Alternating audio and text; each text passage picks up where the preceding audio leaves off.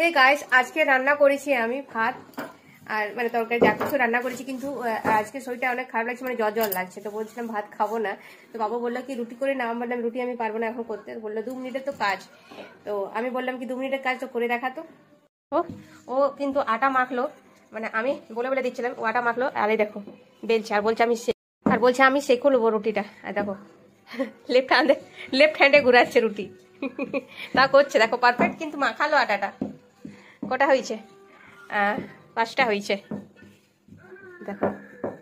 তো বাবুর এটা ফার্স্ট এক্সপিরিয়েন্স। আমি বললাম আমি না থাকলে তুই করবি। তো পরে দেখাচ্ছি যখন শেখবি রুটিটা।